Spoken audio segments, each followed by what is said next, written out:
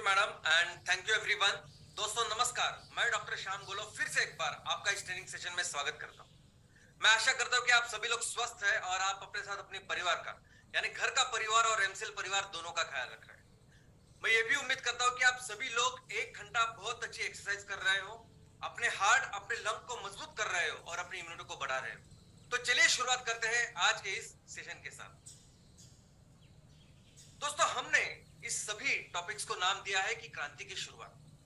क्रांति ये शब्द हमारे लिए बिजनेस को लेके है, व्यापार को लेके है, कारोबार को लेके है। जब भी हम क्रांति की बात करते हैं तो क्रांति की 3 चीजें होती है हमेशा। ये क्रांति बहुत सारे लोग मिलके करते हैं और ये ऐसा कुछ बदलाव लाते हैं जो वहां तब का जो प्रचलित व्यवस्था होती है उसमें 360 डिग्री ऐसा वो बदल चेंज वो लेके आते हैं और वो ये सब करते हुए बहुत ही कम समय में। तो हमें भी जो क्रांति लानी है तो हमें भी बहुत बड़े बिजनेस का व्यापार का निर्माण करना है जो बहुत कम समय में करना है और जिसमें हम सारे लाखों लोग मिलकर इसको करेंगे।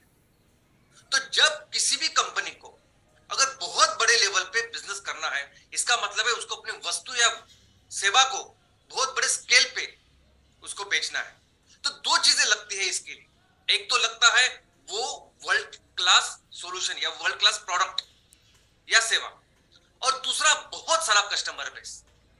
जब ये दोनों चीजें आपके पास होती है तो लोग आपको एक रिस्पेक्ट देते हैं और उसी रिस्पेक्ट को कहते हैं हम ब्रांड। दोस्तों जो भी बिजनेसेस होते हैं पूरी दुनिया के अंदर वो 2 प्रिंसिपल के ऊपर काम करते हैं। एक तो ये जो प्रोडक्ट या सेवा वस्तु या सेवा आप प्रदान कर रहे हो ये उनकी कोई जरूरत होती है ग्राहकों की वो पूरा करते हैं, नहीं तो दूसरा एक प्रिंसिपल होता है कि ये वस्तु या सेवा उनकी जिंदगी बेहतर करते हैं। आज आपके आजू बाजू घर के बाहर भी अगर कोई पान का ठेला है, अगर कोई की चाय की दुकान है, इस्त्री की दुकान है, साइकिल के पंक्चर की दुकान है, तो ये सभी व्यापार ये सभी जो उद्योग है ये आपकी किसी ना किसी जरूरत को पूरा कर रहे हैं। वैसे ही अगर आप देखेंगे तो दुनिया में जितने भी ग्लोबल कॉर्पोरेट्स है, जितनी बड़ी बड़ी कंपनियां हैं वो यही लोगों की जरूरतें बहुत बड़े स्केल पे पूरी करते हैं। वो बहुत सारे उत्पादनों का बहुत बड़े स्केल पे निर्माण करते हैं और बहुत सारे कस्टमर्स को वो पहुंचाते हैं। लेकिन अगर बहुत कम समय में एक बड़ी कंपनी हमें बनानी है तो कैसे बनेगी बहुत कम समय में एक कंपनी? तो हमें इस तरह का कोई सॉल्यूशन देना होगा दुनिया को, लोगों को, जो सॉल्यूशन अभी तक लोगों ने देखा नहीं। ऐसा कुछ करना होगा जो लोगों ने अभी तक जो लोगों की जरूरत थी लेकिन किसी ने अभी तक दिया नहीं।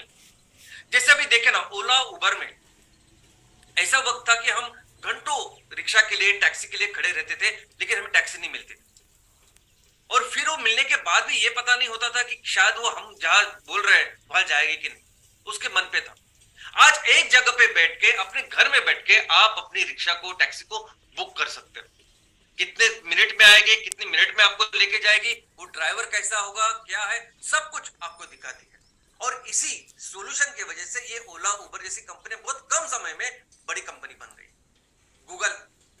आज गूगल एक ऐसा सर्च इंजन बना है और इतनी जरूरत उसने पूरी की है कि आज कभी भी कुछ सर्च करना है तो हम ऐसा नहीं कहते कि सर्च करो, हम कहते गूगल करो। गूगल मैप ने भी कितनी बड़ी आवश्यकता हमारी पूरी की है कि हम कहीं भी आधी रात को भी जा सकते हैं या कहीं भी जिस प्रदेश में जहां हम बोली भाषा उसकी जानते नहीं, समझते नहीं, ऐसे भी जगह पे हम लोग आसानी से उस मैप के जरिए पहुंच सकते हैं।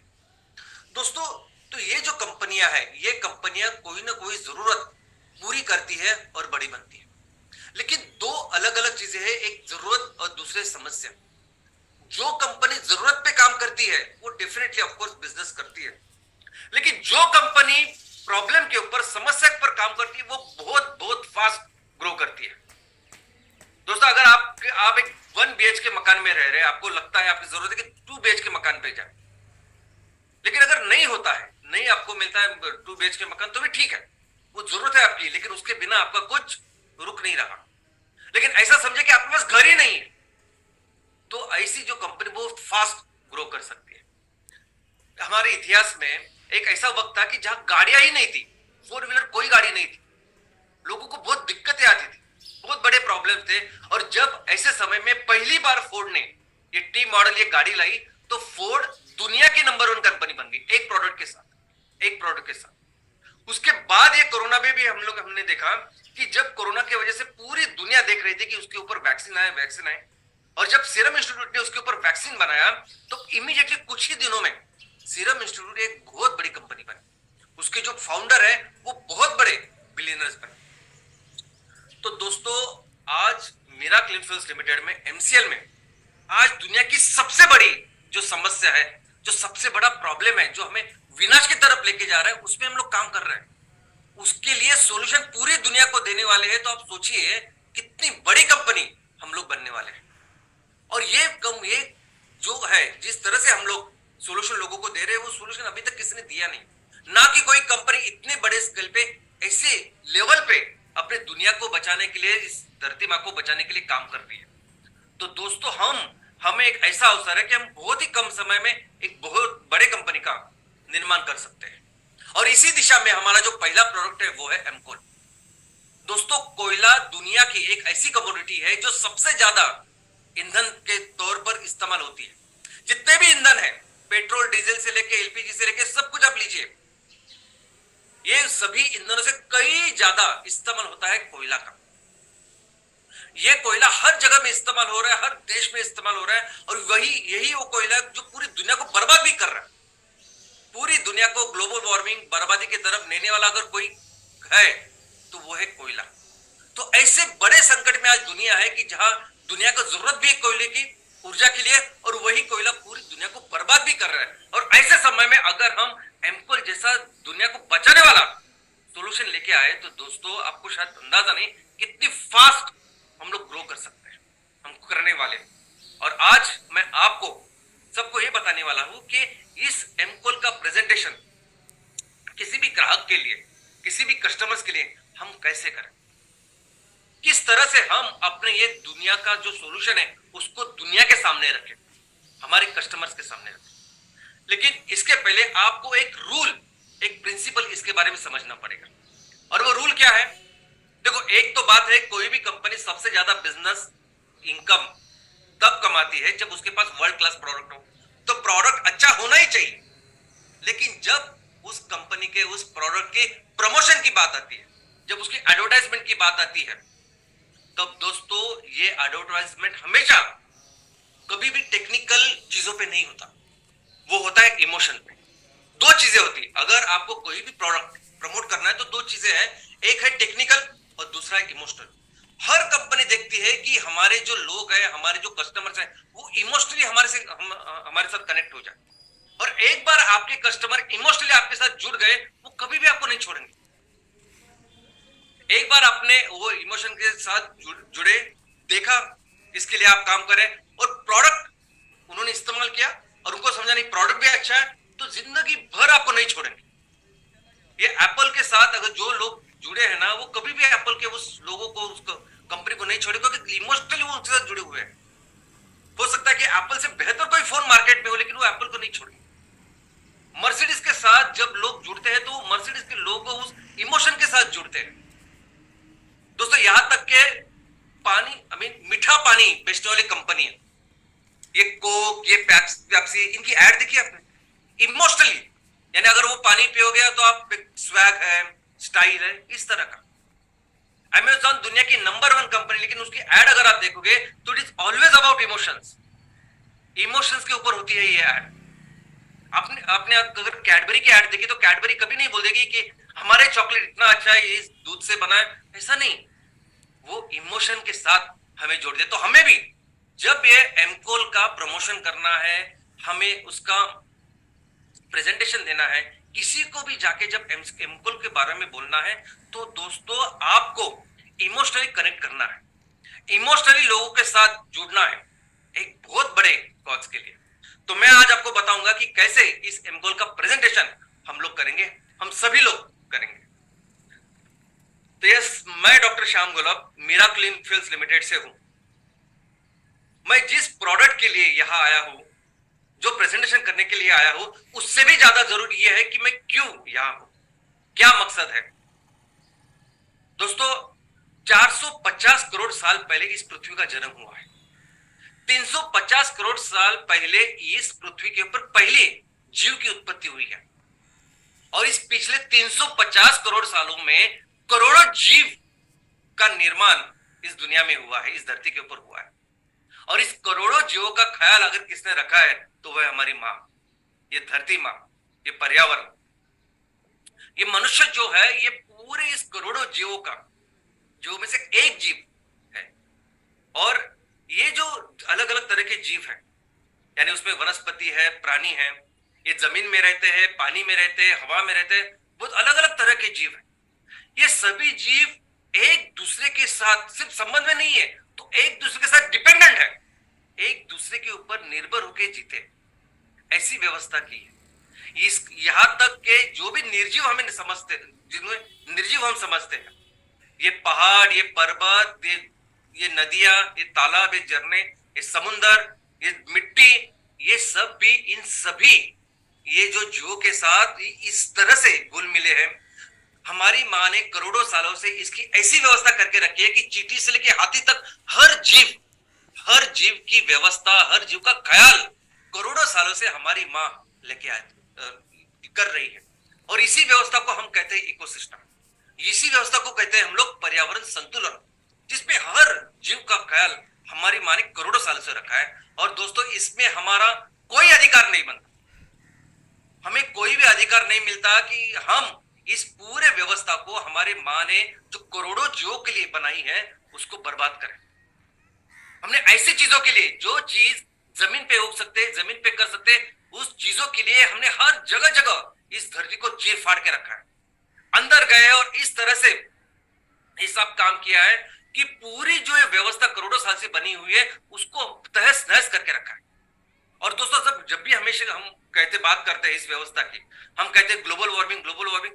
दोस्तों, सिर्फ टेम्परेचर नहीं है, आप और मैं जब हम लोग जीते हैं तो सिर्फ टेम्परेचर के ऊपर नहीं है, पीएच है और कई सारी चीजें हैं।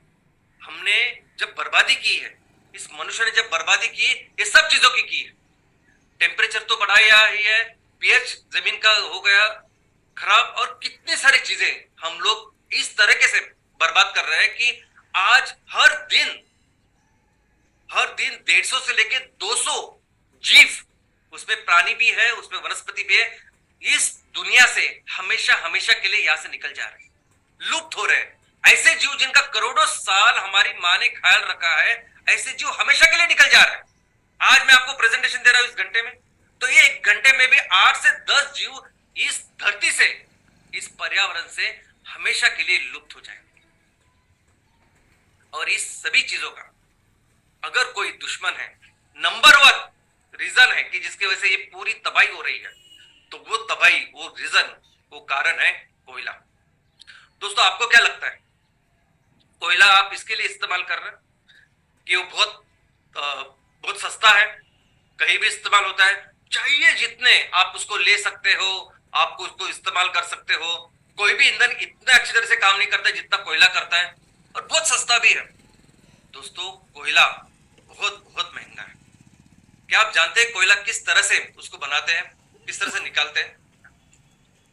कोयले की जितने भी खदानें हैं, कोयला निकाला जाता है 2 तरीकों से।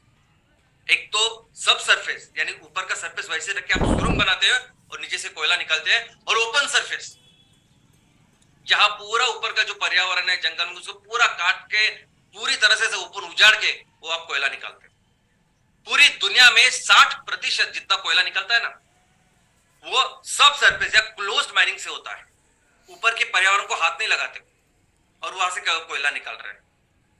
लेकिन भारत, जो दुनिया का जितना भी कोयला बनता है, भारत 10% भारत में बनता है, भारत निकलता है। और आपको सुन के हैरानी होगी कि भारत में 93% जो भी कोयला निकलता है वो खुले ओपन सरफेस माइनिंग से निकलता है। यानी जहां जहां कोयले की खदान है, वहां के ऊपर की पूरा जो पर्यावरण है, पूरा सब कुछ तबाह करके हम कोयले को निकाल रहे हैं। हमें पता है सबको, पूरी दुनिया में भारत का नाम वहां के घने जंगलों से है। जहां जहां ये कोयले की खदान है, वहां बहुत घने जंगल है, और ऐसे घने जंगल को बर्बाद करके हम आज कोयला निकाल रहे हैं, और ये 93% बढ़ रहा है और ज्यादा कर रहे हैं। दोस्तों, और इसके साथ सिर्फ हम लोग कोयला नहीं निकालते, तो हम लोग निकाल रहे हैं जहर, एक्चुअली जहर, ऐसी चीजें जो मेडिकल साइंस से लेके हर जगह एस्टैब्लिश की वो जहर है टेक्निकली, ऐसी चीजें जो पता है कि इससे कैंसर होने वाला है, ये सब चीजें निकालते हैं। और कितना निकालते हैं? तो 1 टन के ऊपर 400 किलो, 40%, 40% जहर भी हम लोग निकाल रहे हैं। दोस्तों, ये जो जहर है ये कितना है?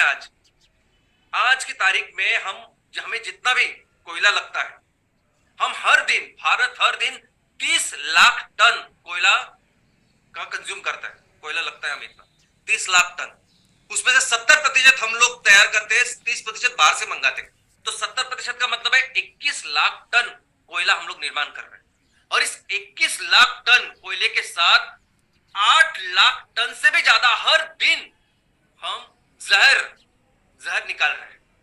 और ये वो जहर है जो पूरी दुनिया को आज बर्बाद कर रहा है। दोस्तों, आपको पता नहीं इस कोल रिफ्यूज में, इस कचरे में, इस जहर में क्या क्या होता है। यानी अगर ये पानी के संपर्क में आ गया तो उसे सल्फ्यूरिक एसिड बनता है, सबसे ज्यादा सल्फर इसमें होता है। आपने एसिड रेन का नाम सुना होगा, वैसे जब भी बारिश होती है तब इमीडिएटली सल्फ्यूरिक एसिड बनता है और वो एसिड पूरे हमारे जमीन में, पानी में, हर जगह घुल जाता है। इसमें कई सारे ऐसे चीजें हैं जो एक्चुअली कार्सिनोजेंस है, जो जहर है, जिसको अगर वो पानी में घुल गए तो पानी में जितने भी वनस्पति है, प्राणी है, इमीडिएटली मरते हैं। और आज इस कोल की वजह से, इस जहर की वजह से हमने अपने जहां जहां खदानें हैं उसके आजू बाजू में जितनी भी सरफेस वाटर है, जितने भी नदियां, तालाब, कुएं से लेके जो अंडरग्राउंड वाटर है, उसको भी हमने पूरी तरह से कंटामिनेट किया। दोस्तों, आज जहां जहां भारत में ये सब कोयले की खदानें हो रही है, वो इतनी बर्बादी है कि हम अंतरिक्ष से भी देख सकते हैं। अंतरिक्ष से भी, स्पेस से भी जो फोटो निकलते हैं ना, तो उसमें पता चल रहा है कि इतनी बड़े स्केल पे ये माइनिंग हो रही है। और मैं आपको बताऊं कि ये माइनिंग, ये जहर इस तरीके से है कि जहां जहां माइन होती है ना, वहां के 5 किलोमीटर रेडियस में जितने भी घर है, जितने भी लोग हैं, उनको इस जहर की वजह से वो बीमार है। मैं बाकी की बीमारी की बात नहीं कर रहा हूं, कोई डेंगू या मलेरिया की बात नहीं कर रहा हूं, मैं एक्चुअली इस जहर की वजह से जो बीमारी है तो उसकी बात कर रहा हूं। तो हर घर में, हर व्यक्ति को ये जहर की वजह से बीमारी है, 100% 5 किलोमीटर रेडियस। लेकिन जब 40 किलोमीटर रेडियस की बात करते हैं तो वहां में 40% लोग आज उससे बीमार हैं इस जहर की वजह से। और जब भी हम लोग ये बात करते हैं ना, हम फिर सिर्फ हमारे बारे में सोचते हैं, हमारे बारे में ही सोचते हैं कि इतने सारे व्यक्ति, इतने सारे लोग बीमार हो रहे हैं, ऐसा सब हो रहा है। लेकिन हम कभी भी पर्यावरण के बारे में नहीं सोचते। इतने सारे इलाके में कितने सारे पेड़, कितना सारा पर्यावरण हो सकता है। एक बड़ा पेड़, क्या आपको पता है कितने सारे जीवों का पूरा जीवन होता है, पूरी दुनिया होती है। एक नदी कितने सारे जीवों की पूरी दुनिया होती है। आपको शायद अंदाजा नहीं, लेकिन 70% जीव जो नदी में थे, तालाब पे थे, वो हमेशा के लिए लुप्त हो गए। भारत की परिस्थिति है, भारत में जितने भी जीव थे वो 70% जीव फ्रेश वाटर में से निकल गए। और मैं ये रिपोर्ट आप जब पढ़ोगे इसके बारे में आपको पता चले। इस तरह से बर्बादी इस कोल की कर रही है। ये कोल में ये जो मर्क्यूरी है, कई सारे अलग अलग तरह के जहर है। मर्क्यूरी तो आप ऐसे खाओगे तो मर जाओ। ये मर्क्यूरी धीरे धीरे करके पूरे फूड चेन में है। ये मर्क्यूरी हमारे बदन में आ रहा है और सेंट्रल नर्वस सिस्टम से लेके कई सारे सिस्टम्स उसको बर्बाद कर रहा है। फ्लोराइड, आपने फ्लोराइड सुना होगा, जो टूथपेस्ट में होता है। इतना ज्यादा फ्लोराइड, ये पॉइजन है। और आप देख सकते हैं कि गांव के गांव में, हर पूरा गांव और बच्चों से लेके बूढ़ों तक सभी लोगों उनको स्केलेटल फ्लोरोसिस। आप देख सकते हैं आर्सेनिक, आर्सेनिक तो नॉन पॉइजन है। यानी किसी किलर को अगर किसी को मारना है तो सबसे अच्छा पॉइजन अगर कुछ है, आप पूछिए किसी को भी, पुलिस को उनको पूछिए, मेडिकल साइंस में पूछिए, आर्सेनिक जहर ऐसा है कि उसको टेस्ट ही नहीं होता, तो आराम से मारा। और मल्टी ऑर्गन फेलियर होता है उससे। ऐसे सभी लोग वहां रह रहे हैं, गांव के गांव को, हर व्यक्ति को कुछ ना कुछ आर्सेनिक की वजह से। और माइनिंग, ये जो खदानें हो रही है, इसमें इतने सारे डिजास्टर होते हैं, इतनी सारी दुर्घटनाएं होती है, चाहे ब्लास्ट की वजह से, पत्थरों की वजह से, गैस की वजह से। आपने देखा कभी मैनहोल में दो तीन लोग जाते हैं गैस की वजह से मरते हैं शहरों में बड़े बड़े, यहाँ कितने सारे लोग मरते हैं। ये सभी लोग अनऑर्गेनाइज सेक्टर से। जिस जंगल में आज ये खदानें हैं, वहां के ओरिजिनल मूल जो वनवासी है, जो हमारे आदिवासी भाई बहन है, वो वहां काम करते हैं। तो कितने सारे लोग इसमें दुर्घटना में मरते हैं। 2016 में एक रिपोर्ट आई थी कोल किल्स, उसमें उन्होंने कहा कि जो रिपोर्टेड है वो उसके अनुसार 80,000 से 1,15,000 तो साल के लोग सिर्फ कोयले के जो खदानें हैं उसकी दुर्घटना में मरते हैं। तो सोचे क्या हो गया अभी की परिस्थिति। और जब कोयला जला जाता है तो आपको पता नहीं कितनी बर्बादी कोयला कर रहा है। आज हमारे देश में जितने भी मौतें होती है, 17% मौतें ये एयर पॉल्यूशन की वजह से। एयर पॉल्यूशन का नंबर 1 अगर कुछ कारण है तो वो है कोयला। पूरी दुनिया में कि कोई भी देश लीजिए आप, अफ्रीका के लीजिए, एशिया का कोई भी देश, सबसे ज्यादा एयर पॉल्यूशन अगर किसी देश में तो वो भारत है। दुनिया में जितने भी वर्ष सबसे खराब प्रदूषण जितने शहर हैं ना, 20 में से 13 भारत में है। और ये शहरों की बात नहीं दोस्तों, जहां जहां ये पावर प्लांट है, जहां जहां खदानें हैं, आपको पता नहीं कि हम लोग कितने बर्बाद कर रहे हैं ये सब पर्यावरण को। और ये उसी का रिजल्ट है। अभी आपको लगता होगा कि एयर पोल्यूशन की वजह से सिर्फ सर्दी खांसी होती है या रेस्पिरेटरी के प्रॉब्लम होता है, तो नहीं। इस हवा में, इस प्रदूषण में अगर सल्फर है तो सल्फर आपके हर चीज को डैमेज कर देता है। Sulphur cardiovascular, respiratory, nervous system को डैमेज करता है। अगर आप देखोगे किसकी वजह से लोग मरते हैं एयर पोल्यूशन में, और आपको अगर लगता होगा कि लंग कैंसर सबसे आखिरी है, सबसे बेस्ट, आई मीन ऑलमोस्ट 30% लोग मरते हैं हार्ट अटैक से। एयर पोल्यूशन की वजह से हार्ट अटैक आता है और उससे लोग मरते हैं, क्योंकि इतने सारे घटक होते हैं उस एयर पोल्यूशन, सीओपीडी, बाकी कितनी सारी चीजें। और दोस्तों इसका प्रमुख अगर कारण कुछ है तो वो है सल्फर। सल्फर है कि जो इतनी पूरी डैमेजेस करता है। और ये सल्फर ये है कि जिसके ऊपर सभी गुणवत्ता, यानी आपके जो स्टैंडर्ड्स है ना, वो फ्यूल के स्टैंडर्ड्स है। आपने सुना होगा कि BIS 4, 5, 6 BIS स्टैंडर्ड होते हैं, यूरो स्टैंडर्ड होते हैं, यूरो नॉर्म्स। आप जो भी गाड़ी लेते हैं तो गाड़ी में ऐसा रहता है ना कि यूरो 5 या BIS 6 स्टैंडर्ड या कंपाइल। तो ये सब जो चीजें होती है ये किसके ऊपर है? तो सबसे प्रमुख जो चीज है जिसके ऊपर ये स्टैंडर्ड है फ्यूल के, वो है सल्फर। BIS 6 का मतलब है सल्फर का प्रमाण 10 से कम होना चाहिए, 50 से कम होना चाहिए पार्ट पर मिलियन। तो सल्फर इतना खतरनाक है, जो भी मौतें हो रही है उसके लिए सल्फर नंबर 1 उसका कारण है। और भारत दुनिया का सबसे ज्यादा सल्फर छोड़ने वाला देश है। क्या आपको पता है सल्फर कहां से आता है? 50% ये सल्फर आता है कोयले से। या जो खदाने से कोयला निकाल रहे हो, उसको जला रहे हो ना, 50%, यानी जितनी भी मौतें हो रही है 17% आज हमारे देश में, उसका प्रमुख कारण है कोयला। कोयला बिल्कुल भी सस्ता नहीं है। जितने भी पार्टिकुलेट मैटर है जो हवा में होते हैं ना, धूलिकण, और जिसके ऊपर हवा की गुणवत्ता होती है, PM10, PM50, इसमें भी 20% जो धूलिकण आते हैं वो इस कोयले से आते हैं। और दोस्तों इसके अलावा सभी जो मेटल्स है, वो मेटल्स को भी जलाते हैं हम लोग और उसको पूरे हवा में डाल रहे हैं।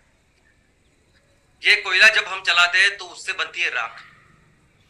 जितना लो क्वालिटी का कोयला उतना ज्यादा राख तैयार होती है। भारत में सबसे ज्यादा जो इस्तेमाल होता है वो है लिग्नाइट, यानी 3 जो प्रमुख उसके टाइप्स है, उसके सबसे कम लोअर क्वालिटी का वो है लिग्नाइट। हम सबसे ज्यादा जलाते हैं और सबसे ज्यादा राख को निर्माण करते हैं, जिसे कहते हैं फ्लाई ऐश।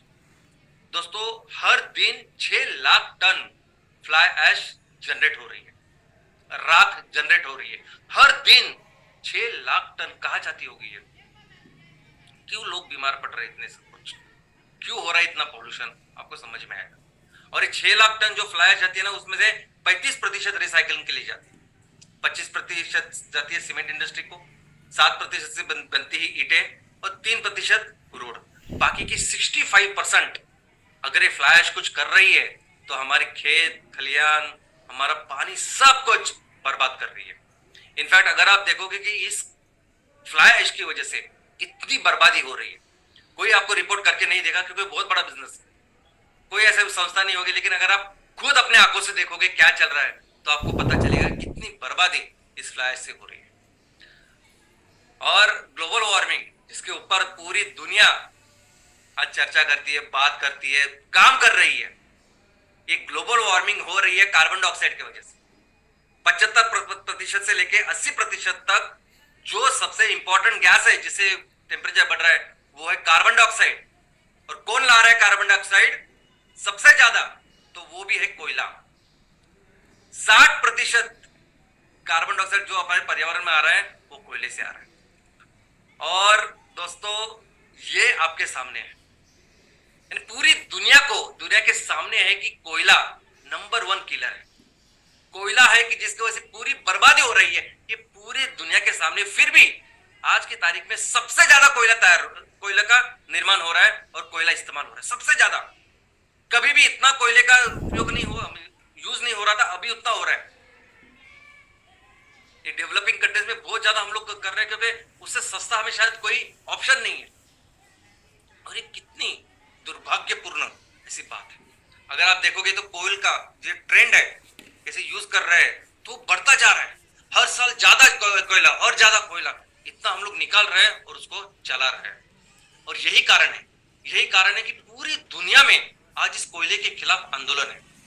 यही कारण है कि कोई भी देश हो, कोई छोटा हो बड़ा हो, अफ्रीका का कोई देश हो, एशिया का हो, यूरोप का हो, अमेरिका हो, हर देश में लोग ऐसे जमीन पे रास्ते पे आ रहे हैं और आंदोलन कर रहे हैं। कभी कोई भी आंदोलन इतना बड़ा नहीं था जितना बड़ा इस ग्लोबल वार्मिंग को लेके हुआ है, इस कोयले को लेकर चल रहा है।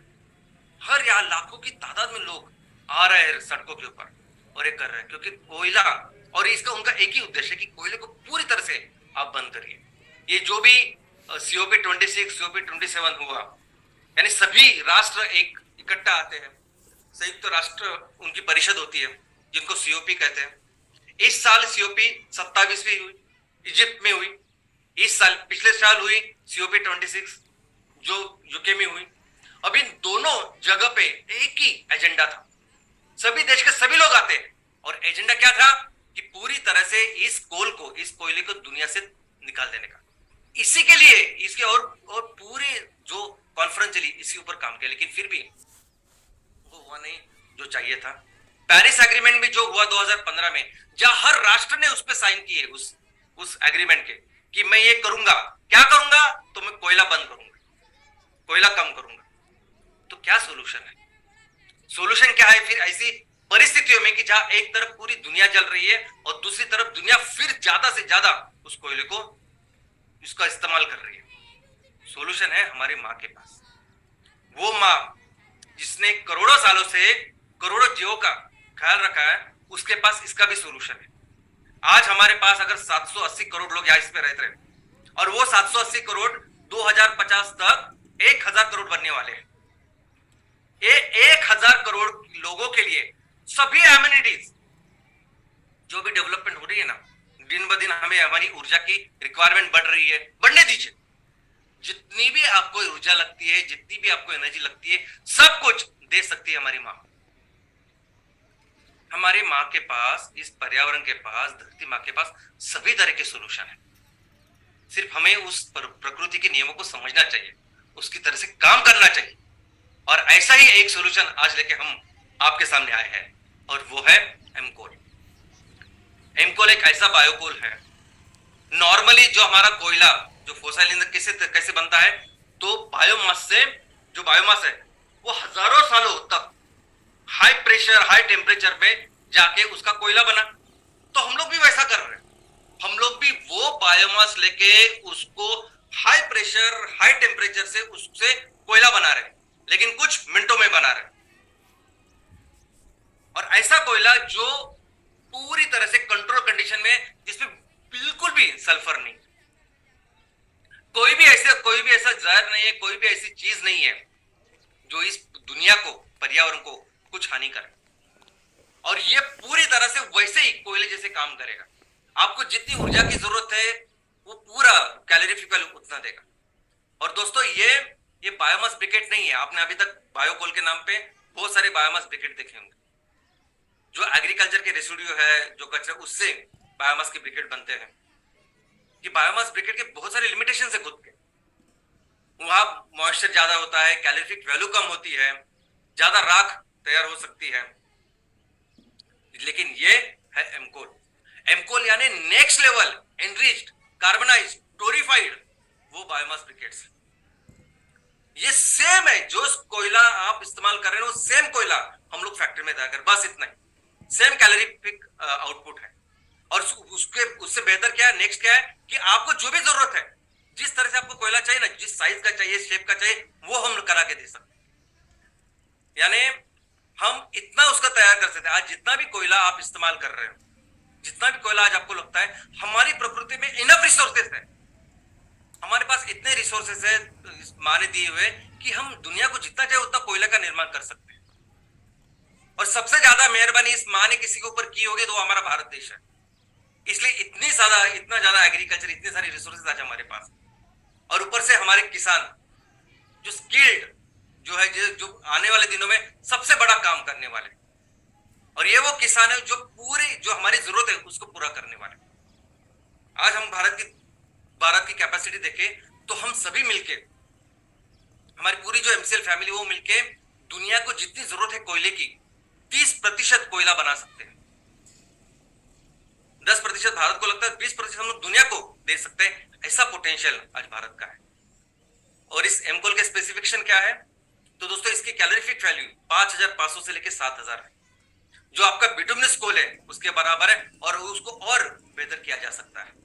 इसका मॉइस्चर कंटेंट सिर्फ 2% से लेकर 6% तक है। इसका जो ऐश कंटेंट है, यानी इसकी जो राख बनती है, वो लेस देन 4% है। इसका जो कार्बन कंटेंट है वो 50 से लेकर 55% है, इसलिए बहुत अच्छी कैलोरीफिक वैल्यू इसमें है। और ये इन सभी चीजों की वजह से ये है drop in fuel. Drop in fuel का मतलब है आप जहां कोयला इस्तेमाल कर रहे हो, वहां डायरेक्टली आप एमकोल इस्तेमाल कर सकते हो। आपके इंफ्रास्ट्रक्चर में कोई भी चेंज, बदलाव करने की आपको जरूरत नहीं है। इसलिए इसको कहते हैं ड्रॉप इन फ्यूल। आप 100% रिप्लेस करो आपके कोयले के साथ, ये वैसे ही काम करेगा। और इसके बेनिफिट्स, तो दोस्तों सबसे इंपॉर्टेंट बेनिफिट्स अगर है तो ये है कि कार्बन निगेटिव फ्यूल है। मुझे बताइए, आज पूरी दुनिया, बहुत सारे लोग रिन्यूएबल में काम करते हैं, लोग क्लेम करते हैं कि हमारा फ्यूल कार्बन न्यूट्रल फ्यूल है। कार्बन न्यूट्रल का मतलब क्या, कि अगर हमारा रिन्यूएबल फ्यूल आप इस्तेमाल करोगे तो कोई भी एक्स्ट्रा कार्बन नहीं जाएगा उसमें। अभी पूरे वातावरण में जितना भी कार्बन जितना जमा हुआ है उसमें कोई एक्स्ट्रा नहीं डालेंगे, उसको कहेंगे हम कार्बन न्यूट्रल। एमकोल कार्बन निगेटिव है। इसका मतलब क्या, इसका मतलब यह है कि जितना भी एमकोल हम लोग जलाएंगे उसका तो 100% वो हमारा नेपियर ग्रास सोख ही लेगा। लेकिन भगवान ने दिया हुआ इतना बड़ा वरदान है नेपियर ग्रास कि वो हमारे इस वातावरण में जो कचरा है, भरा हुआ कार्बन डाइऑक्साइड, उसको भी साफ करेगा।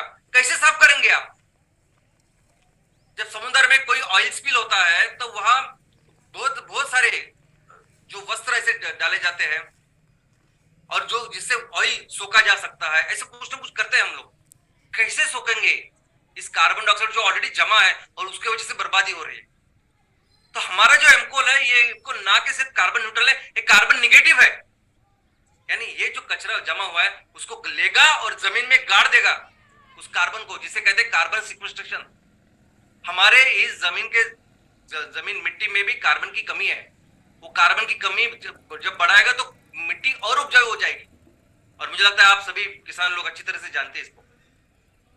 और इससे एनर्जी आउटपुट देगा। जो एनर्जी आज आपको मिल रही है बिटुमिन से, उससे देगा। लो एश, जो भी मिट्टी राख तैयार होती है वो बहुत कम राख तैयार होगी जब हम इसको इस्तेमाल करेंगे।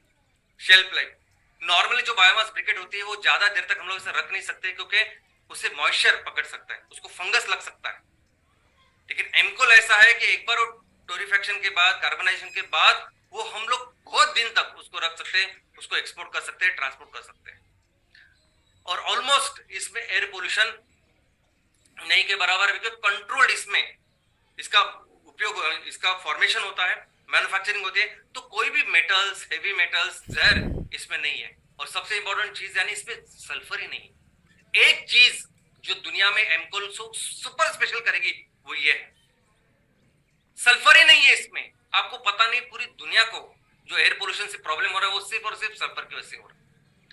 और ऑफ कोर्स माइनिंग माइनिंग नहीं है, हमें कोई भी ऐसी खदान नहीं करनी, कोई भी जंगल, हमारे जो पेड़ पर्यावरण है उसको नुकसान, उसको बर्बाद कुछ नहीं करना है, जो बर्बाद आज हम लोग कर रहे हैं।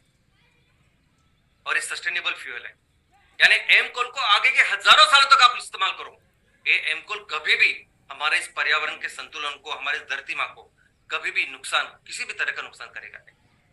रेगुलर सप्लाई एश्योर चाहिए ना आपको, तो हमने बहुत बड़ी कैपेसिटी डेवलप की है पहले, तब आपके सामने खड़े हैं, रिजर्व लेके आपके सामने खड़े, ताकि जब भी आपको सप्लाई देनी है तो हम इस पूरे जो एश्योर्ड है वो आपको देंगे।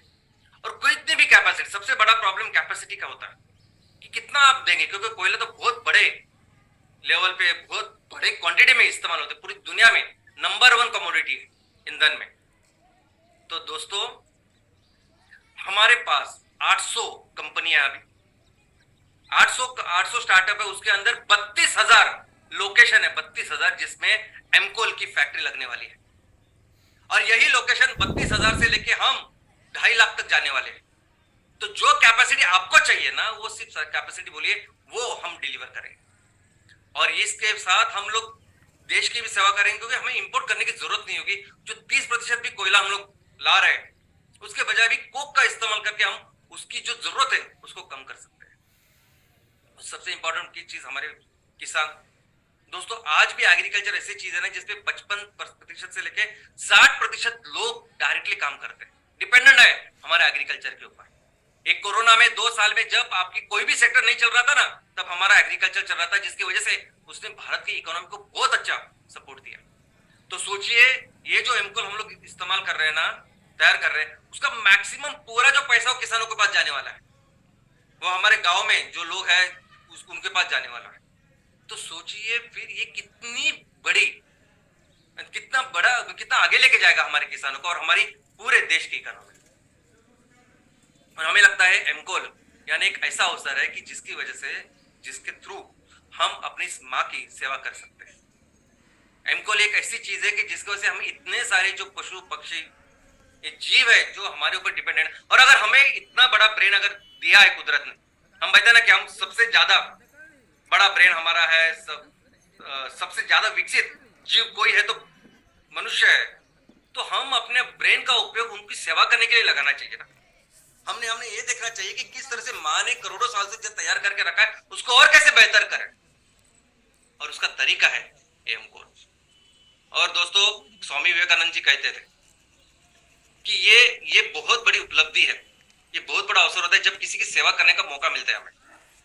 तो अगर आपको ईश्वर की सेवा करनी है तो बस आप लोगों की सेवा करिए, क्योंकि उसमें ही हर व्यक्ति में ईश्वर बसता है।